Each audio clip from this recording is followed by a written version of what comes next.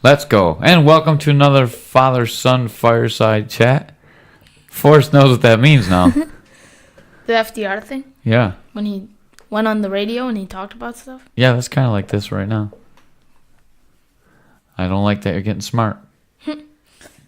Talking about radio, we came across, I learned of a weird show that airs at like 1 o'clock in the morning. What's that? Coast to Coast AM. We've known about that for a long time because I listen to that quite frequently. I didn't know that. Yeah. They talk about some weird stuff on there. Yeah, I always listen to that on the way home from the drive-in, when we go to the drive-in. If mom's asleep. I'm sure Mom's mom always doesn't. asleep. Yeah. But I'm sure if she was awake, she'd probably not enjoy that show. No. So mom's out of town, so of course we're doing another podcast. Yes, sir. Haven't done one in a long time. No? No. Sorry I misspoke. Usually I'm better at this stuff. Ray's been taking a little hiatus, so we haven't really done many podcasts. We did call some fights, though. Did you listen to the one with Mickey? Well, yeah. Yeah, you showed me that one. That was pretty funny. And we did one with Mr. Derek. And the one with Mr. Afro Pat was really good. Really good. But you forgot to hit record. Yeah, I might have to do that one again. It was good enough to redo. Yeah. I'm calling some fights this weekend over at FCP. Yeah. World title fight. Mm-hmm. That's going to be a good fight, probably. Yeah. Are you going to come watch? Yeah, all right. most likely. Cool. It's amazing to see something so big come to Buffalo. Oh, World Kickboxing. Usually... WKBA title. Yeah. Usually things besides the NFL and the NHL, besides that, big sporting events don't really take place in Buffalo. Yeah, not too often. Yeah. I had to turn your gain down a little bit. Usually Mr. Ray sits there, and he doesn't talk very loud, so it's way turned up. So when you talk, it's piercing right through my brain. So I was looking back at the channel today, and I was really excited to see that all your kind of jokey videos, all your funny videos, they all have like the most views on your channel, which is good. Yeah. It means that you're getting enough mixed media in there to really grow the channel. Yeah, hopefully the channel grows. Forrest has been helping me doing all the YouTube stuff. Well, not all of it, but most of it. The podcast stuff I've still been handling on myself, on my own. But he's been helping me with my my videos and trying to make me better thumbnail video pictures so people see it and then they want to click on it. It's tough because I'm really ugly, so if I'm in a picture that like people probably don't want to click on it. It's also good that you have a web guy now. He's definitely better than me. He's probably got more knowledge than me about all this stuff. Yeah, he's going to help me get together a Captain K-Man page and a page for the new gym that we're going to do. Yeah. It'd be great if you could just build a website for K-Man's Corner and everything. Mm-hmm. Put that all together. Yeah. Make an online store. Mm-hmm. Sell some merch. Yeah, for sure. We're going to sell some merch. K-Man's Corner merchandise. You know what? We should make a... one of those things you can flick and they fall down and go back, like a punching bag thing, and say, "Get up, Mr. Ray," or "Get up, Ray," because Ray's always falling down in every video we shoot. Something like that. Yeah. So mom's going to be out of town for the fights, though. She's going to come back that night. So if you come to the fight, you'll probably have to, maybe I can have you sit right by me, or since it's going to be on pay-per-view now, the fights are going to be broadcast on pay-per-view, you might have to sit back a little bit because I can't really, it's more than just YouTube. Yeah. So now it's like a serious thing, so I can't really jack it up. That's another milestone for you, too. Yeah, I did TV. Now I'm doing pay-per-view. Yeah. TV was fun. Hopefully they don't, like, when we were calling the fights for TV, the people that do, like, the replays and the camera people, they all talk, and you can hear them in your headset. So it can be a little bit distracting. So hopefully Mr. Ray doesn't get flamboozled by it. I should warn him a little bit, but I don't know if it's going to be like that or not for the pay-per-view. It's kind of funny that all your TV stuff airs at like 3 or 4 in the morning. It doesn't matter. It's just good practice because then I'm used to it, and I actually really like doing it and take it pretty seriously. Mm-hmm. Practicing those fights with Mr. Ray, like that was a really good idea, especially since you and Mr. Ray, you're kind of a new combo going into the commentating side of things. Mm-hmm. So it's definitely good that you practiced, and like you were telling me, it's good to get back into the flow of commentating for you. Yeah, I haven't commentated, Jesus, since the last man, when was the last time I did? Probably the last Ground Force fights. Holy cow, that was a long time ago. Yeah. Mr. Rich Mitchell is going to be putting on more shows this year, so should have like 6 opportunities to commentate this year, and then get back in the ring and interview the guys. I really like that too. Yeah, it's crazy that FCP, like, doesn't do a whole lot of commentating. They put all their stuff on YouTube, and it doesn't look bad. I mean, it looks semi-professional, which is as good as you're going to get when you're in Buffalo and you're not really a huge promotion. It looks better than some of the bigger PA promotions that sell all kinds of pay-per-views. Yeah. To be honest, the video quality is really, really good. Yeah. Sometimes the fights aren't the best, but that's not always their fault because you know how amateurs are. The matchups change at the last minute, and then you get a non-competitive fight. Yeah, but that's definitely good. What I don't understand, though, is, like, they should definitely have commentating for that. I mean, that's what's going to make them competitive. Most people don't want to watch a fight with some mundane crowd noises in the back with two dudes just hitting each other. Yeah. Like, if you start adding commentating, and maybe you make some of the videos more exclusive or separate them, I feel like they can make a lot more money and promote it much better with commentating. What do you think about my commentating? Your commentating is usually pretty good. I mean, sometimes, like, your research is really good, but sometimes maybe sometimes you need to cut back on the comedy a little bit, making fun of all the guys for what they're wearing and stuff. Yeah. But, I mean, besides that, your commentating is good. Yeah. You really understand, like, what's going on, and it's good because you have all this experience. Yeah. So, like, even when you, like, sometimes at home you'll call what's going to happen in a UFC fight before the commentators even get to it, which shows how much, like, all that experience that you have as an actual fighter, it really shines through in your commentary. Like, you always know what's going to happen. It's good. Yeah. Well, the other good thing is I'm calling amateur fights, so most of the time the action's pretty slow. So, I mean, it's not, like, slow. It's fast to people, but to me it looks slow because I'm in there and I'm used to things coming at 1,000,000 miles an hour. And then, first of all, I'm already stepped back, so I'm sitting outside the cage, so everything already is a lot slower than when you're in there. And then on top of that, these guys aren't moving at the level of the people that I fight, you know, so everything's just a little bit slower. Like, the punching's not as crisp, and the grappling's not as crisp. The transitions are just a little touch slower, so I can actually even say what they're doing and think about whether it's their left hand or the right hand. So that's really, really hard when you're doing commentary, when you're trying to figure out, because sometimes they're at a different angle than you're sitting, and you can't really fully see what's going on, and you're trying to call if it's their right arm or the left arm or what they should do to get out. Things like that. So it can be pretty difficult to separate what's going on in your mind and then translate it into spoken word in the split second that it takes for a guy to look for a submission or an escape, you know? Yeah. So your angle is usually pretty bad when you're commentating. Like, you're sitting in a seat with a white table, and, like, the cage really obstructs your view because usually it's raised up a few, like, at least a foot or two. Right. And, like, the table only goes up a foot or two. Right. So, like, really, and when you sit down in the chairs, you see, like, the bottom of the cage. So do the professionals, like, usually have a better view? Do they have a higher view? Okay, so, like, when you see a professional table, well, UFC. So if you look at the UFC table, they each have a monitor, and then they have the other monitor. So they have dual monitors. So there's two different views of what's going on monitor-wise. They can see from the cage because at the UFC, if you look, the commentators are even with the cage. They're still set back a little bit and they're sitting down, but their table is even with the cage because they're on a little bit of an elevated platform. So they're seeing the action live. The cage is a lot bigger, and they have the camera truck, and they have the monitors. I've only had the monitors when I've called the TV fights, and actually that's a little bit tough because we had a camera, and the camera was not the same feed that was going out.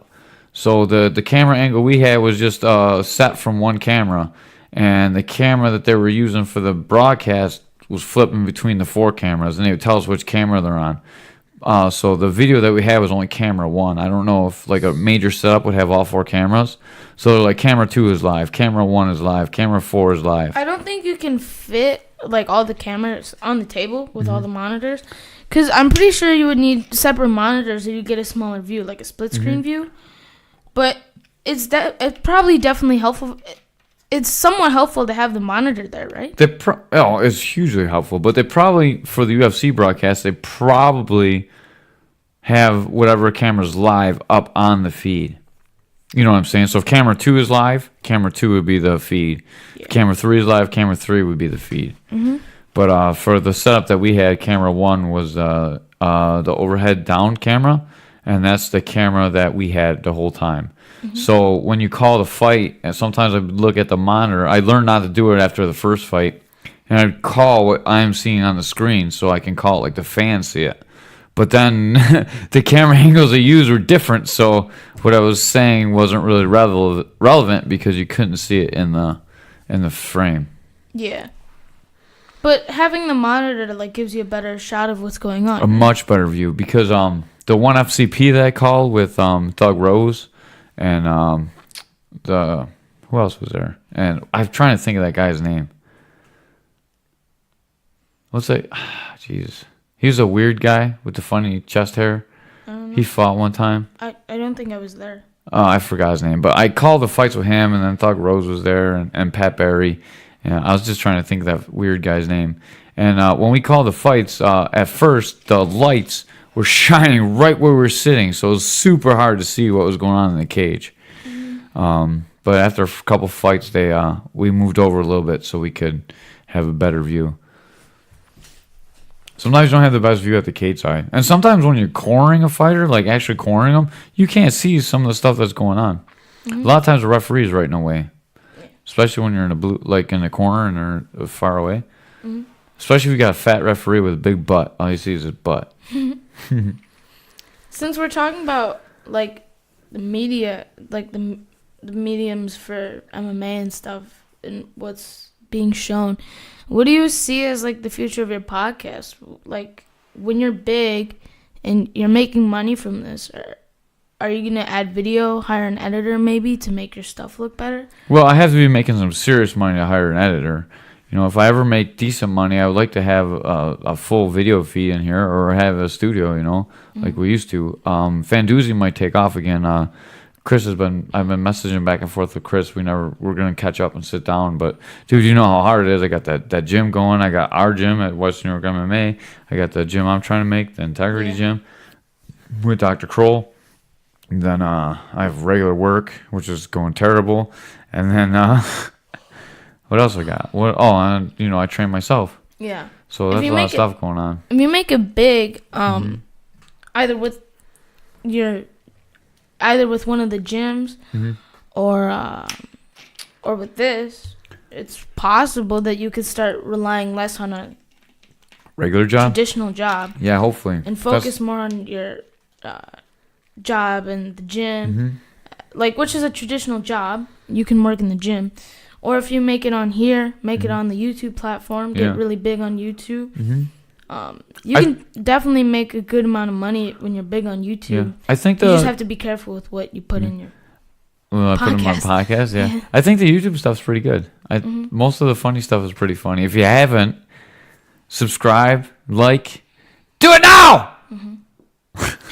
If you could get some people going, or you have some extra money to spend, if you got like a more professional camera, and you can get that at least 1080p, it'll pretty much be with the camera quality standards with most other YouTubers. Yeah. And I think you don't think my flyway phone is good enough? No, I think if you get a professional camera, you'll definitely get a better feed, and I think maybe you could actually do some scripted stuff and plan out real instructional videos more, which is what seems like kind of where you're heading. Like some funny stuff, some podcasts, then some real stuff. Yeah. Like real actual walkthroughs of techniques and stuff. So I think it'd be good to get maybe a little more serious if you have some extra money to spend. If you get a good camera, I think, and you because right now, even under the threshold for making money on YouTube for the subscriber count, I think if you can get a better camera, like an actual camera, right? I think still if you have some money to spend, maybe you should spend it on a camera or save up for a camera. So because I think that can probably boost your status. Well, right now it's just kind of a pipe dream, right? I haven't really made any money doing a podcast. I haven't made too much money doing any of the films and stuff. I mean, it's got me some commentating jobs, and that helps a lot, you know. But I'm not really making any money from YouTube or any like measurable money where it matters enough where I can actually save and do something with it, you know. So I really haven't got into that. It's just not. Yeah. It's just a pipe dream for now, you know. Like it's one of those things you wish you could do, but it's not really going to happen. Yeah, and plans for the future. When you when you're like when I'm rich. This would be a perfect situation. Yeah. Like if you're in the perfect situation where you have a little bit of extra money to spend, get a decent camera. I mean, that time will only come every so often, and I mean if you can take advantage of that, I'm just saying it could be helpful, and there's a direction that you could take your channel in. Yeah, I agree 100%. And I've been really, to be honest with you, I've had fun. We've been like working together and comparing notes, and you know, it's really been a joint effort for us to make these videos that we're making, the funny videos, and the Smash Something, the green beans. That's gonna be I like that one. I'm gonna put that one together. Video. Yeah. It looks like work's gonna shut down on Friday for this stupid expo thing. So maybe Friday I'll be able to put it together or get the bank account set up for the gym. Get most of the gym stuff, order the mats, and then be ready to go. The smashing videos are fun. We gotta think up of something to smash with a bowling ball. A bowling ball. Yeah. You should get a what if we smash the dog with a bowling ball? No, don't smash the dog with a bowling ball. You know what we'll do? You're definitely gonna get demonetized if people start watching that when you get above the threshold. We'll get the dog, and we'll just have him walking by, and we'll shoot it so it looks like we're gonna hit him with a bowling ball, and then we'll put an egg underneath and smash the egg with a bowling ball and say it was the dog, and be like, ah, and they'll have a green bean come out of it, and I'll eat it. A green bean come out of the egg? Yeah, I don't know, just something crazy. We'll try and get green beans in every one. It'll be like the caveman thing. Caveman likes green beans. Definitely have a lot of catchphrases we could do and stuff. Yeah. Definitely a lot of marketability in some of the crazy things you do. I know. The Smash Something videos are fun too. Yeah.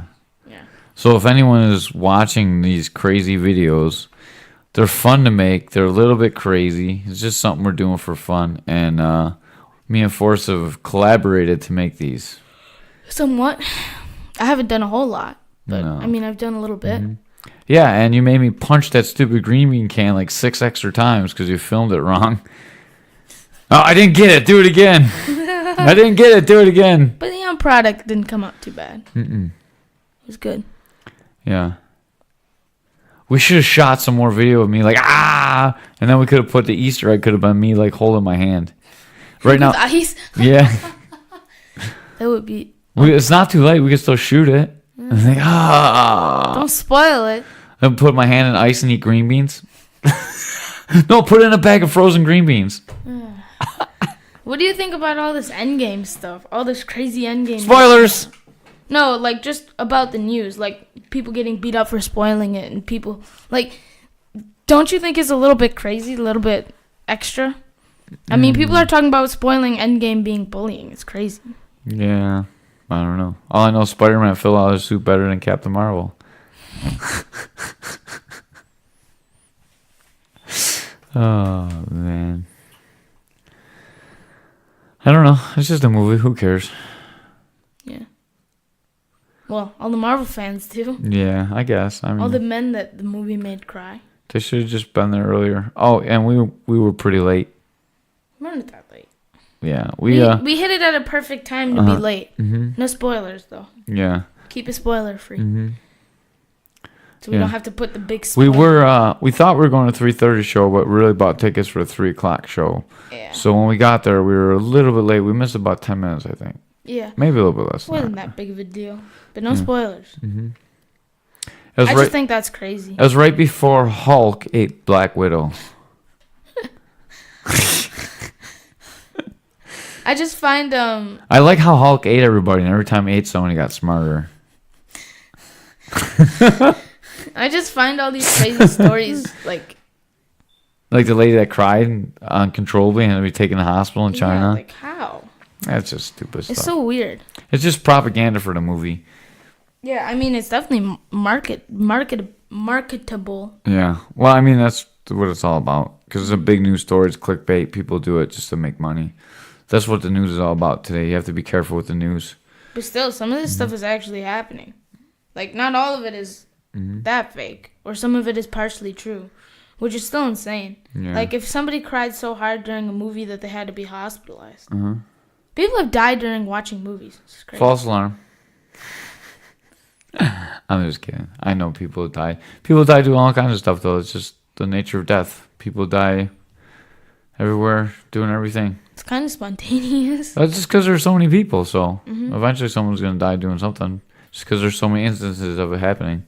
People have probably died doing a podcast before. Yeah, hopefully not me. I might die in here laughing at Ray one day, though. It gets pretty funny. Someday Ray is going to learn how to talk into the mic. He really will. Someday. Yeah, you're much better at it than him. Yeah, I just push out my chair like really far.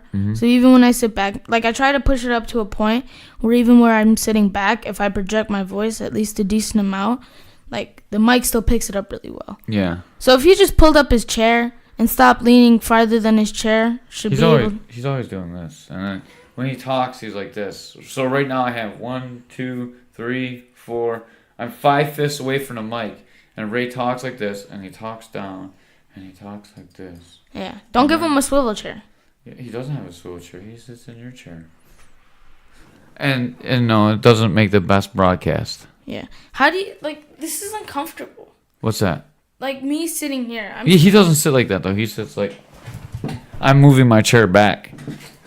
So he sits like this. And a lot of times he has enough room so he can look at his phone. So he's slouching in his chair, too? Yeah, sorry. I didn't mean to bump the mic. That was unprofessional of me. So he should just pull down the mic and pull up his chair. Then he's kind of fat, so the fat's in a way. He can't do it like that. How? He's not that He can't fat. bend like that because he's got a belly right there. Yeah, but isn't this how he leans to play on his phone? No, he does this. He leans back and like here, like this. But even if I'm talking down, if the mic is no low, one wants to listen to us talk about Ray for 4 minutes. Unless Ray's here and we're making fun of him, it's not funny. I'm sorry, Mr. Ray. You're not going to listen to this anyways. You don't even listen to the ones we do. Anything else? Any final words? The original Twilight Zone is pretty cool. Yeah, we started watching Twilight Zone and Forrest watched the original Terminator. We're trying to watch Terminator 2 and Matrix. So if anyone... Neither of them are on anything. Yeah, if anyone has either one of those movies that we could borrow this week, we'd be very interested in borrowing the DVD. Week. Yeah, this week, because Mom comes back on Saturday. So we need to get it in soon. It's just funny because it's so short term. It's good. We had a good dinner tonight as well. Yeah, I made steaks. Oh, the rice is still sitting there if you want any. Yeah, because neither of us ate rice. Yeah. I'm good. Okay. Anyways. I'm going to eat it because I'm hungry right now. Yeah. Because that little piece of steak didn't fill me up. Well, the fryer is... 9 guys fighting this weekend. 9 WNY MMA guys. Mm-hmm. And I count Anthony Ford as a WNY guy, so 10. Okay. Yeah. It's great that it's cool to know that FDR was the original Fireside Chat guy. Mm-hmm. I learned a lot about the president, so Yeah, Forrest and his mom went to Washington, D.C., and him and Karis enjoyed a great trip. The War Monument was really hard, though. Mm-hmm. Like, because they had the Hall of, like, War Service. Yeah. It wasn't hard because it was sad. Mm-hmm. I mean, it was sad, but it wasn't so sad that it was hard. It was hard because there was so much reading, and you just stood there, and sometimes it was very similar things that you were reading about. Yeah. So I've never been there, so hopefully I get there someday. Mm-hmm. I was unfortunately stuck working. I didn't have any days off. Well, I get 6 days off a year. I use one because I was sick. I'm going to have to use one probably when they shut down for this expo thing. I'm going to need one for Memorial Day. I'm going to need one for Labor Day. So that leaves me with 2 vacation days for the year. So I need to spend them wisely. Don't you have to take one off for Christmas as well? No, I get Christmas Day off. Only if I take Christmas Eve off. Jesus. I hate it so much. Yeah, well, that's all right. We might end up on strike in the next couple of weeks. So, like, don't some people just take off and like just completely disregard how many days they have because it's so stupid? Well, first of all, I have to talk into the mic, and second of all, I could do that, but then we won't have money for you to do cool things. Yeah, but So if I don't go to work, so people just don't go to work. Like the people that take the week vacations, which is longer than the entire year's worth of vacation days, they just don't get paid the 7th day. So if we get 6 days, right? So we get 6 days. So if you go on a 5-day vacation, you're covered. You just can't use your holidays then. So like, we don't get holiday. Well, we get holiday pay for 4 holidays, but the shop's closed like 6 or 7, and we have an expo. So that's 2 or 3 days you have to use for that. So you're down to 3 days, and we don't have any sick days. So if you use a sick day, you're down to 2 days. And when I was sick that time, I called in. That's why I go into work no matter how sick I was. But I was so dizzy I couldn't really do anything. Mm-hmm. So I called in that day. So that leaves me with 5, and probably gonna need one Friday. That's 4. I figure I'm gonna need one eventually to do gym stuff. So that's 3. And then Memorial Day and Labor Day I want to spend with you guys. So that's 2, and then 1, and that leaves me 1 more day. And I had wanted to go down to visit Grandpa and Grandma. So that's probably when you're going to use your other day. Yeah, well, I can't. There's only 1 day left. I'm not going to have enough time to do it.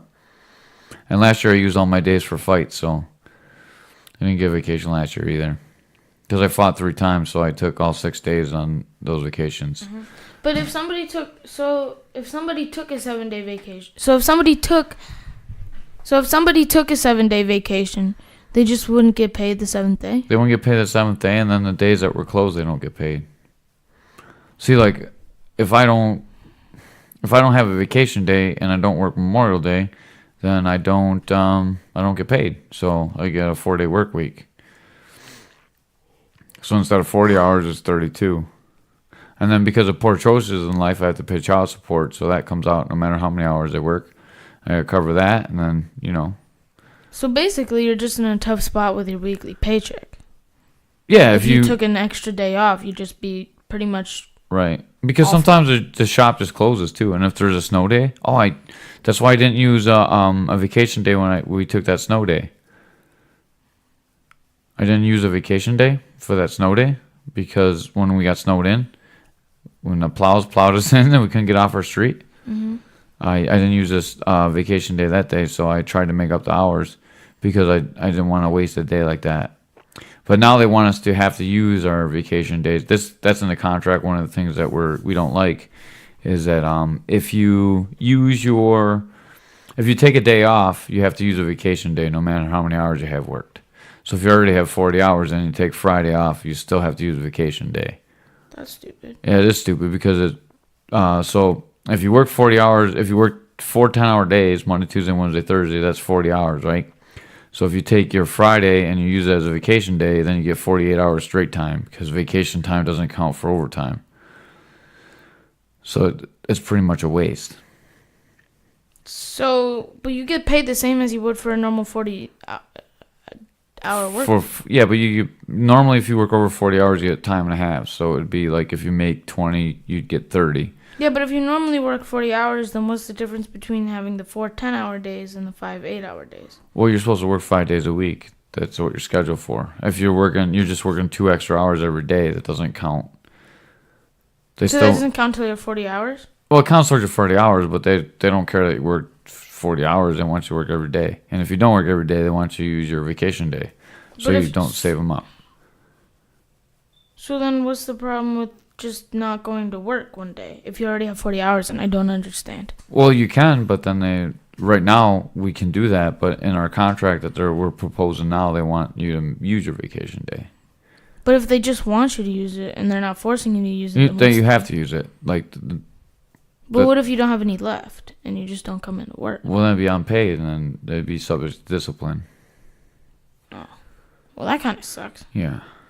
Well, you're always subject to discipline if you don't come in. But, I mean, then you have to use your day. If you don't have any days left, there's not too much they can do besides fire you. That's stupid. Yeah. So what if they just called in a bunch of random snow days? Then you just don't have any vacation? Yeah. Well, I mean, that's... So if they called in 7 snow days, like there was an awful blizzard. Yeah. You would just get disciplined for no reason since you took a day without using a vacation day? Yeah, you wouldn't be allowed to do that. You'd have to use your vacation days. That's what I'm saying. No, but if they called a snow day 7 days in a row. Right. They could discipline you for the 7th day. No, not really. They just make you use up all your vacation days. I mean, if Yeah, they but if call it's a snow 7 day, days, if they then- call a snow day, no. But they don't ever. We don't close. We don't close when there's driving bans. We don't close for anything. So Oh. they would never close a shop. The only reason I didn't go in is because I couldn't physically get off our street. Remember, the car got stuck. And then the other time, you were pretty much dizzy to the point where you couldn't really stand up well. Yeah, I was And you, not good. you certainly weren't going to be able to sit and stand for 8 hours. You just probably had to lay down. No, I'd have been okay to stand. I just didn't want to operate equipment that could kill me, being all jacked up. I don't know. It's getting pretty late, dude. It's 11:30. It's time for bed. Much longer than we planned. Yeah, more than a half-hour podcast because you just keep going and rambling because you're tired. I'm tired. I still got a lot of work to do tonight. So you're gonna go to bed. I'm gonna get on this computer typing stuff up, and I will talk to you tomorrow on this. Okay.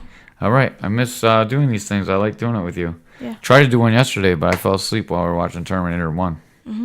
It's a good movie. All right. We're out. Goodbye.